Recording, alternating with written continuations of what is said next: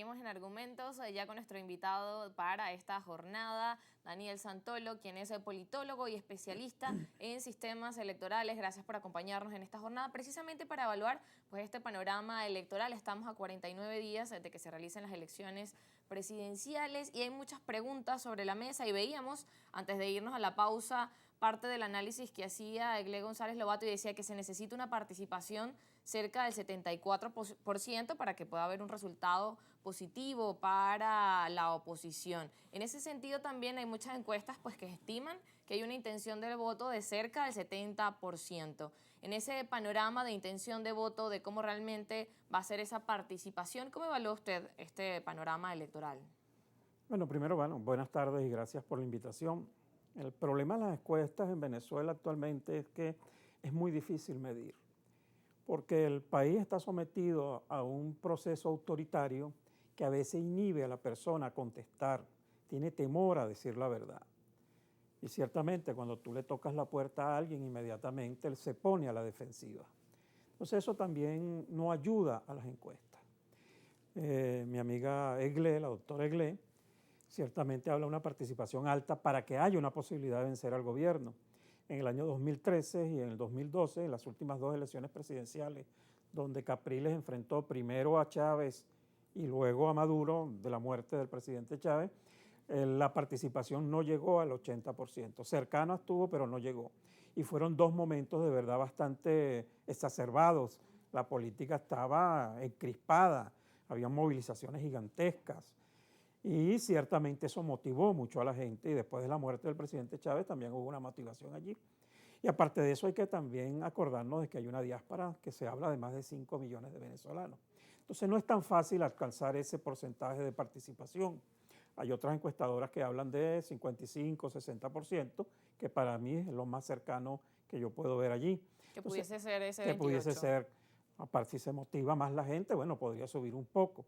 Porque sí comparto con Egle que para que el gobierno pierda el proceso electoral debe haber ciertamente del sector de la oposición mayor participación, porque el gobierno también tiene una merma, el gobierno ha venido bajando electoralmente. La última medición del gobierno, 2021, no llegó casi a 4 millones de votos en las regionales, entonces ha bajado, bueno, de 8 millones de votos que tuvo Chávez en el 2012 a la mitad, 4 millones de votos, una merma. Pero la oposición también ha mermado. En el 2018, el último proceso electoral presidencial, Henry Falcón Maduro, votaron aproximadamente 10 millones de venezolanos. Maduro ganó con 6 millones y tanto y de la oposición 3 millones y tanto. Entonces, bueno, este proceso es diferente. Este es un proceso que lamentablemente está asignado por un gobierno que utiliza todos los mecanismos de presión que tiene para influir en el elector. Bueno, veremos cómo se mueve, se desarrolla la campaña. Bueno, tenemos una campaña perenne, el gobierno no cesa en su campaña.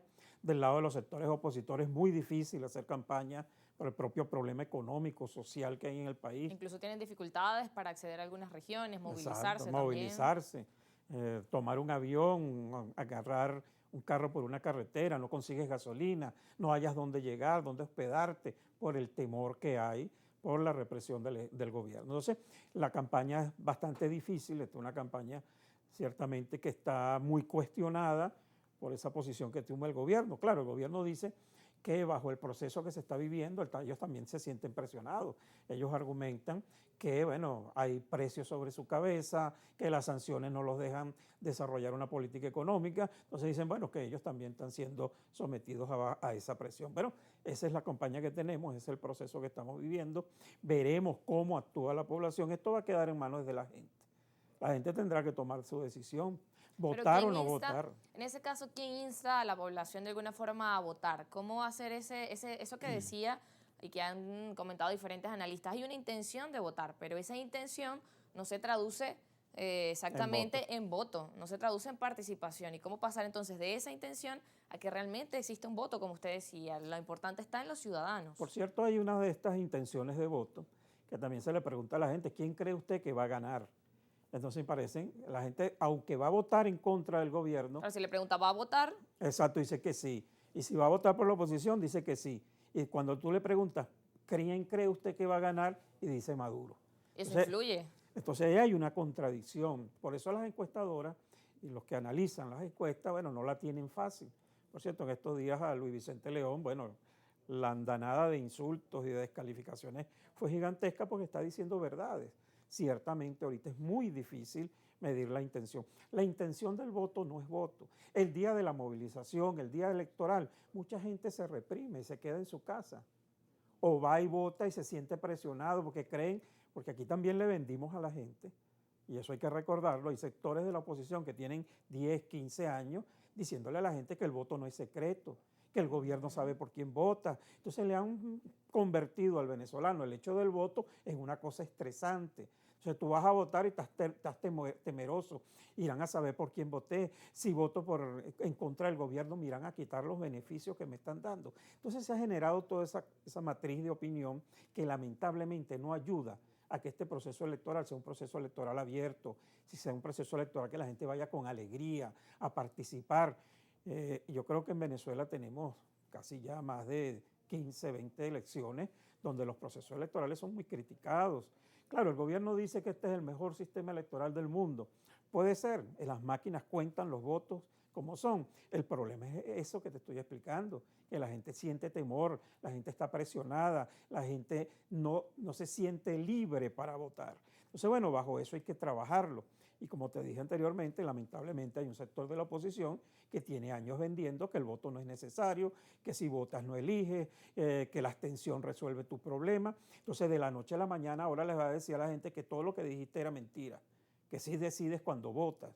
Bueno, y a otra gente que también, aquí hay dirigentes políticos que todavía afirman que, bueno, Nicolás Maduro nunca ganó una elección, o el presidente Chávez nunca ganó una elección, que todo fue trampa.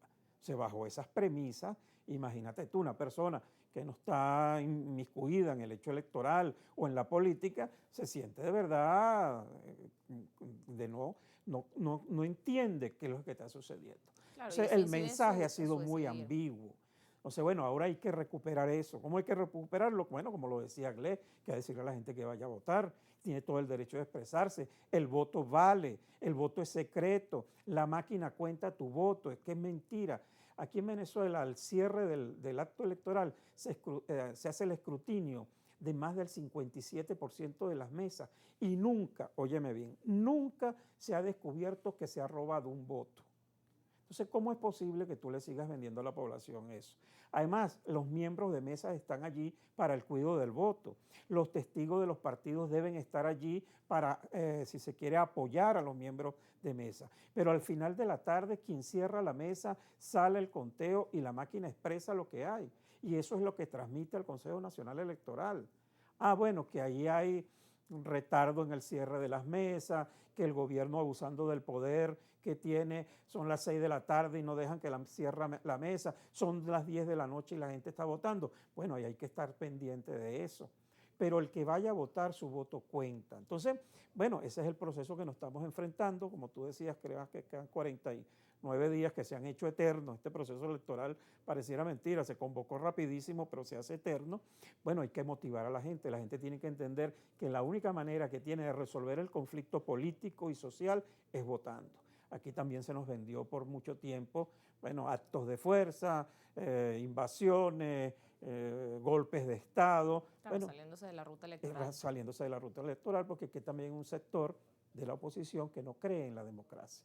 Y tú para combatir gobiernos autoritarios tienes que ser más democrático que el gobierno. Si yo creo en la democracia, no solo la tengo que predicar, también tengo que practicarla. Entonces, el venezolano tiene que entender que la democracia se practica.